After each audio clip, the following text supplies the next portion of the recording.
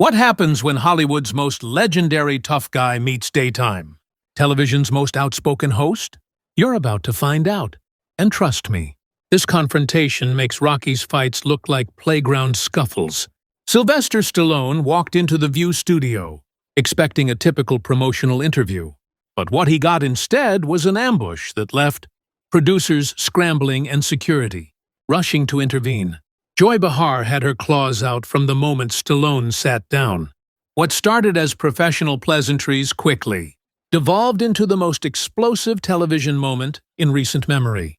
The morning air in Manhattan was crisp as Stallone's SUV pulled up to the ABC studios.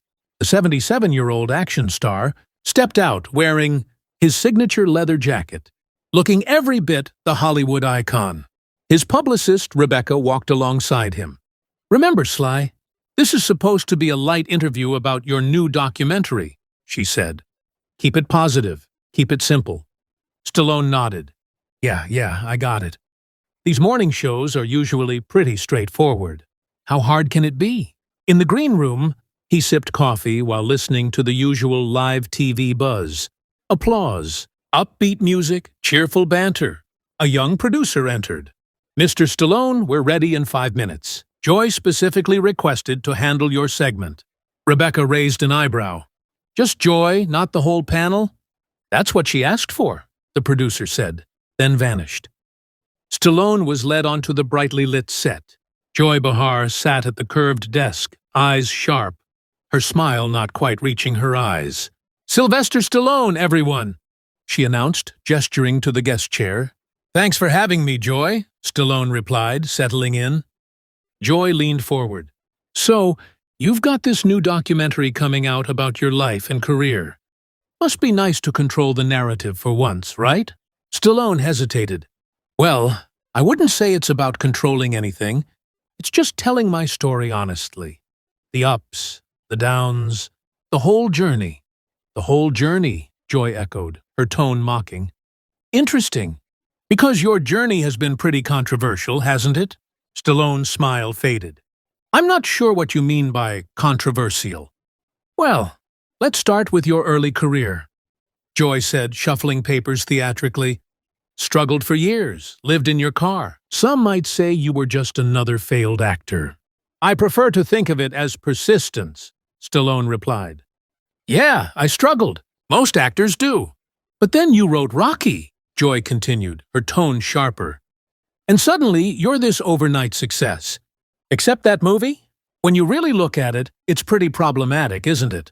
Stallone blinked. "Problematic? How so?" "It's the story of a white guy who gets a shot against a black champion. Apollo Creed is portrayed flashy and arrogant, while Rocky is humble. Plays into ugly stereotypes, don't you think?" Stallone's jaw tightened.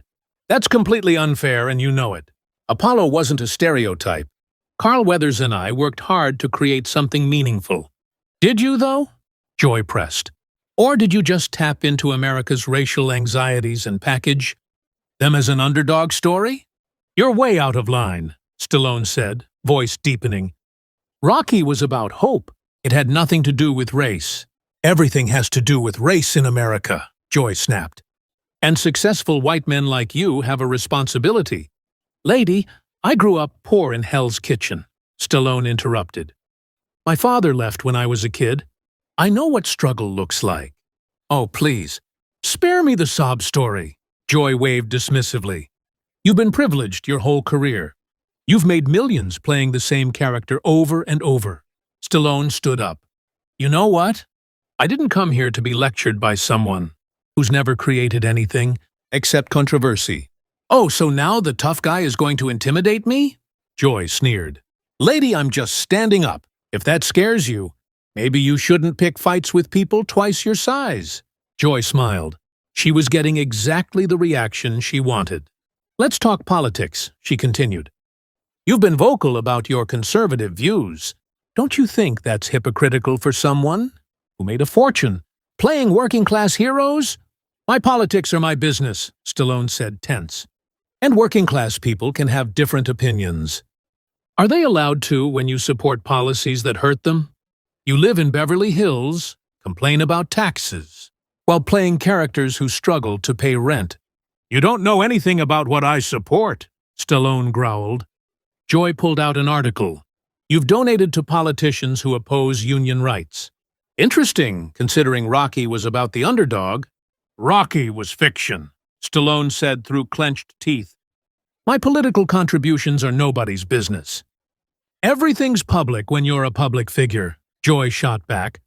"Especially when you're being hypocritical. You made millions playing war heroes. But what did you do when your country called? Did you serve in Vietnam?" Stallone went pale.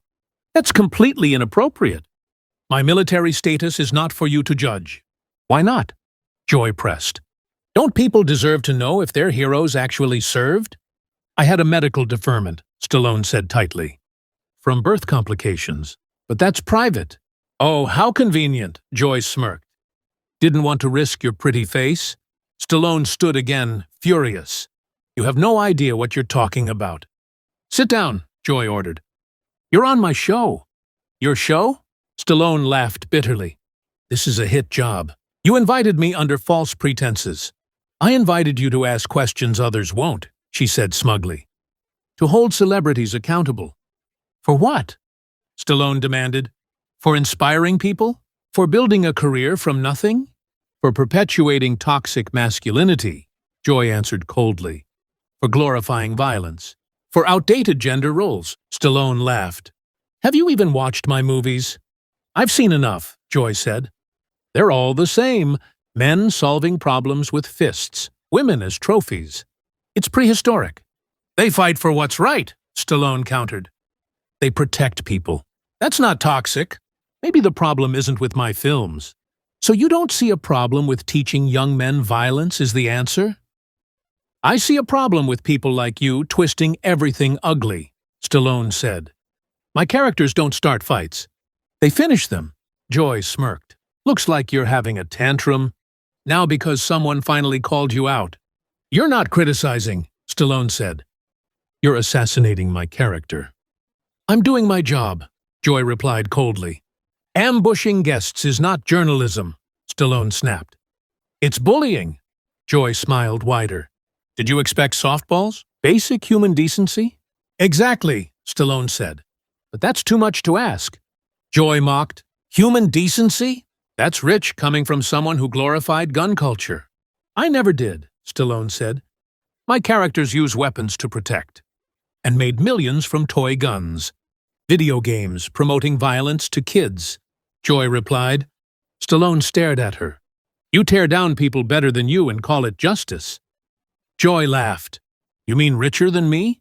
"No," Stallone said. "I mean people who create, who risk, who mean something." Joy's face darkened. "I've been in this business longer than you, pal." "Doing what?" Stallone asked. "Saying outrageous things? That's not earning anything. That's just being a professional troublemaker." Silence filled the studio. "You don't get to talk to me like that," Joy said. "Then you shouldn't have started this," Stallone replied. "You wanted a fight." "Well, you got one." Joy's composure cracked. "You're just another aging star trying to stay relevant. When was your last meaningful movie? When was your last helpful word on TV?" Stallone fired back. "I speak truth to power." Joy shouted. "No, you're just cruel," Stallone said. "There's a difference between asking hard questions and being a bully." "I am not a bully." "You're no journalist either," Stallone said. "You ask for reactions, not truth." "How dare you?" Joy shouted. "This is my show." "I'm not insulting you," Stallone replied. "I'm describing your behavior." Joy stood, voice shaking. "That's it? I don't have to listen to this from some washed-up actor." "Washed up?" Stallone smirked. "After all that, that's the best you've got?" "Security!" Joy screamed. 2 guards entered. One approached cautiously. "Sir, I have to ask you to come with me." Stallone stood with dignity. "I understand. You're just doing your job." As he left, he turned. "Joy, you had a chance for a real conversation. Instead, you chose pettiness." "Don't lecture me," Joy yelled. "You're a bitter, angry person," Stallone said. "Not journalism, not activism, just sad." "You're nobody," Joy screamed. "And yet here you are, threatened by a nobody, Stallone said. What does that say about you? He turned to the audience. I'm sorry you had to see that. You came for something better. The audience applauded, slowly, then louder. A standing ovation. Sit down, Joy screamed. Stop clapping! But they didn't stop. As Stallone reached the exit, he turned and waved, that famous crooked smile lighting up the room. We love you, Rocky, someone shouted. Joy stood alone, the applause for Stallone ringing louder than her voice could reach. She was left surrounded by empty chairs, cameras still rolling, her downfall complete. A producer approached. Ma'am, are you ready to continue the show? Joy looked around. Cut to commercial, she whispered. And with that, one of daytime TV's most explosive confrontations ended. Joy Behar was left with the fallout. Sylvester Stallone walked away with his dignity, and the respect of everyone watching.